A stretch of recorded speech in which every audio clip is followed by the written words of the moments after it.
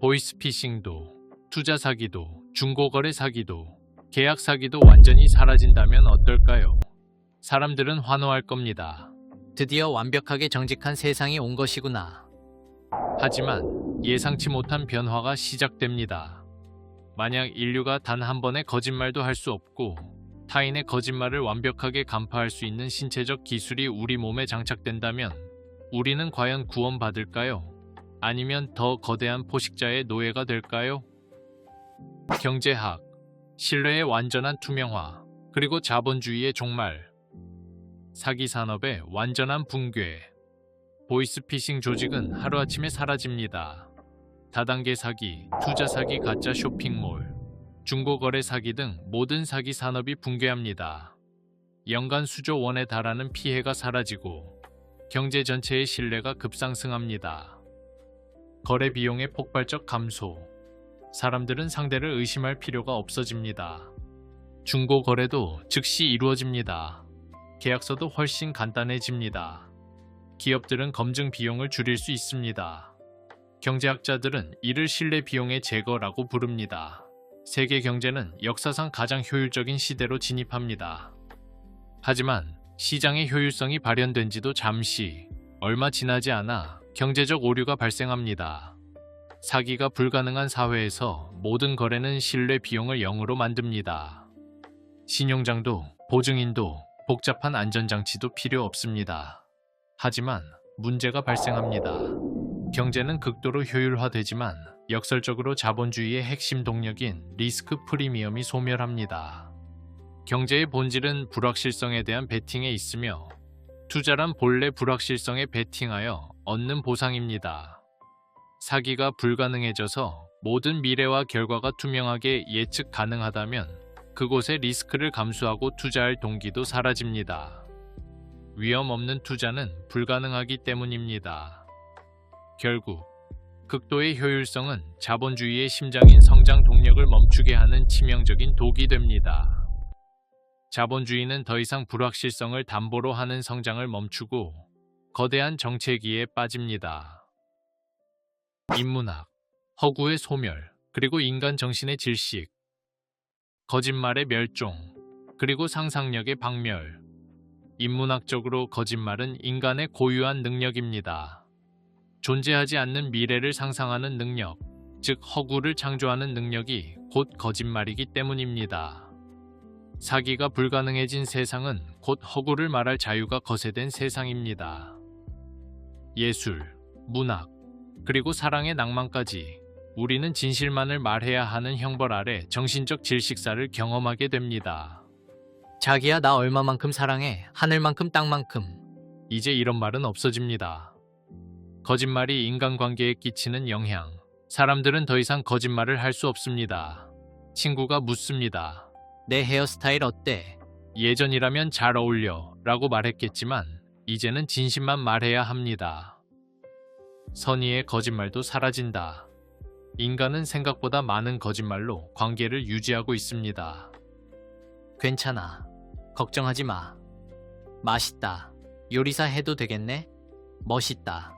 잘 어울린다. 이런 말들이 줄어듭니다. 세상은 정직해졌지만 사람들은 점점 상처받기 쉬워지고 말수가 적어집니다. 이렇게 거짓말이 없어진 세상에서는 인간관계에도 큰 영향을 끼치게 됩니다. 사회학, 투명한 신뢰사회, 그 이면에 드리운 감시의 그늘. 신뢰사회의 탄생. 사람들은 처음 보는 사람도 믿기 시작합니다. 분실물이 거의 사라지지 않습니다. 계약 위반도 거의 없습니다. 범죄율이 급감합니다. 사회 전체의 스트레스도 감소합니다. 그러나 새로운 차별이 생긴다. 사기를 칠 수 없는 세상이 되자 사람들은 이제 능력만으로 평가받기 시작합니다. 변명이 불가능하고 핑계도 통하지 않습니다. 사회는 더 공정해졌지만 동시에 더 냉혹해집니다. 연대감의 소멸. 사회는 투명해집니다. 모든 인간이 진실만을 말하니 갈등도 줄어들 것 같지만 실상은 정반대입니다. 서로의 속마음을 감출 수 없는 사회에서 인간은 타인과의 접촉을 극도로 피하게 됩니다. 은폐의 자유가 없는 사회에서 인간관계는 서로를 감시하는 투명한 감옥이 되며 사회적 연대는 완전히 해체됩니다. 법학, 판사의 재량권과 인간적 변론이 사라진 법정의 허무함, 완전히 바뀌는 법원의 모습, 사기가 불가능해진다면, 계약 위반 자체가 물리적으로 차단된다면, 법은 더 이상 분쟁을 조정하는 도구가 아닌 그저 시스템이 정한 객관적 확인 절차가 됩니다. 법의 해석과 변론의 정의는 상당 부분 증발하고 법정에서의 분쟁은 급격하게 줄어듭니다. 이로써 법률가들이 가지는 사회적 권위와 직업적 위상은 현저하게 축소됩니다. 지난 수천 년간 쌓아온 사법적 논리와 변론의 역사는 단숨에 불필요한 비용으로 치부되기 시작하는 것이죠. 현재 법원의 가장 큰 역할은 누가 진실을 말하는가를 판단하는 것입니다. 하지만 거짓말 자체가 불가능해지자 많은 재판이 필요 없어지기 시작합니다. 형사사건 급감, 억울한 누명이 사라지고 허위 증언도 사라지며 무고죄도 사실상 없어집니다. 범죄 수사 비용은 크게 감소하게 됩니다. 그래도 법은 사라지지 않는다. 사기가 불가능해지자 사기죄나 허위 증언 같은 법적 이슈는 소멸합니다. 재판의 속도는 비약적으로 빨라지겠죠. 하지만 법의 절차는 사실관계 확인만을 위해 존재하지 않습니다. 두 사람이 똑같은 사실을 알고 있어도 서로의 권리가 충돌하면 분쟁은 발생합니다. 사기와 거짓말이 사라져도 이해관계의 충돌은 여전히 남아있게 되는 것이죠. 이제 법원은 진실을 규명하는 곳이 아니라 입력된 사실에 따라 정해진 판결에 인장을 찍는 것과 같은 행정적 부속품으로 전락하게 됩니다. 법적 변론의 정의는 사라지고 오직 결과만 남는 것이죠. 반전, 사기꾼의 멸종, 그리고 탄생한 더 지능적인 괴물들.